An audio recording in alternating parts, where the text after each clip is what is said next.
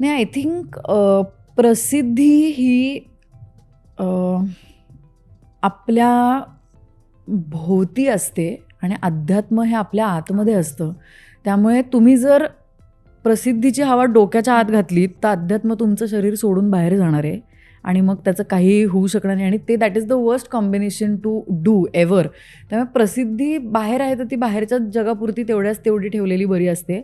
कारण त्यातनं तुम्हाला परत आज शांत बसून जेव्हा तुम्ही अंतर्मुख होता रात्री झोपताना, तेव्हा तुम्हाला तुमचं अध्यात्मच शांत करणार आहे की आज मिळालेली प्रसिद्धी एकतर आपल्याला कायम टिकून ठेवायची आहे किंवा ती उद्या जर गेली तर ती सुद्धा आपल्याला हँडल करता आली पाहिजे सिच्युएशन. एक सोपं उदाहरण देते. जेव्हा डेली सोप मी करत असते तेव्हा ओळखणारी लोकं, आपल्याकडे धावून येणारी लोकं, सह्या मागणारी लोकं, फोटो काढणारी लोकं ह्यांची संख्या आणि जेव्हा मी डेली सोप करत नसते तेव्हा लोकांना क्षणात पडलेला विसर, कमी आपल्याकडे लोक येणार, कमी लोकांना आपली ओळख पटणार.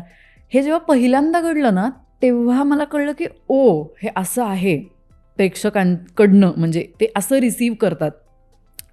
पण इव्हेंच्युअली मला असं झालं की हो बरोबर आहे. आणि काही त्याच्यामुळे तू कमी कलाकार होत नाही आहेस, तुझी कला कमी होतीये का, तू पुन्हा नवीन काम घेऊन त्यांच्यासाठी येणार आहेस.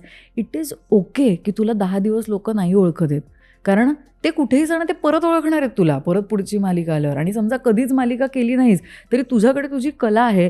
त्यामुळे मी समजा मग असं झालं की मधल्या काळात मी मालिका करत नव्हते, पण माझं बाईपण भारी देवामधलं गाणं प्रेक्षकांपुढे आलं.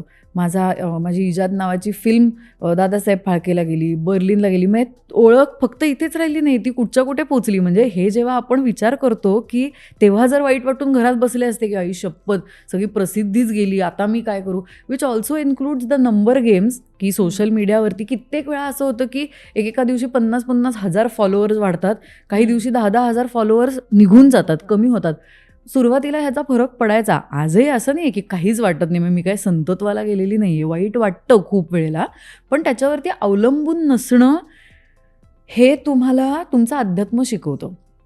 की तुमची सत्सद विवेक बुद्धी तुम्ही जर ठेवलीत ना ऑन, तर तुम्हाला त्याचा त्रास, तुम्ही कमी डेस्परेट निर्णय घेता, तुम्ही कमी चुकीचे निर्णय घेतात. चुका होत नाहीत असं नाही, होत राहतात, तुम्ही त्यातनं शिकत राहता. पण प्रसिद्धी ही प्रसिद्धीच्या जागीच असावी आणि अध्यात्म हे नेहमी आपल्या आतमध्ये खोलवर मुळाशी गेलेलं असावं. आता मालिकांचा विषय आला म्हणून माझ्या डोक्यात एक आलं की असं कधी झालंय का की एखाद्या मालिकेत तुला ती भूमिका हवी आहे आणि म्हणून तू देवाशी भांडली आहेस?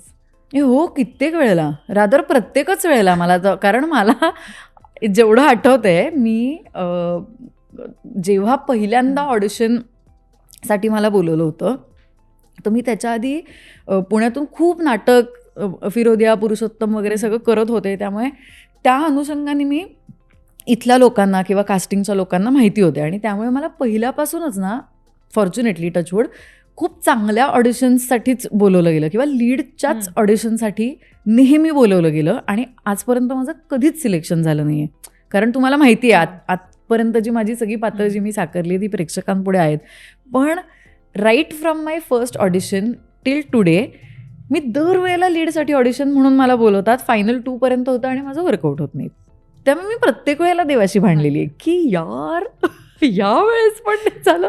म्हणजे बरं असं असतं की तुझं काम नाही आम्हाला आवडलं तर पुढच्या वेळेला अजून चांगलं काम करून येता येईल, पण आता तू कॅरेक्टरला जात नाही आहेस, तू लुकला जात नाही आहेस. एका पॉईंटला मला कळलं की मी देवाशी भांडणं चुकीचं आहे, कारण तो तरी कायच करणार आहे. त्यांनी मला आता एका विशिष्ट पद्धतीने बनवलेलं आहे.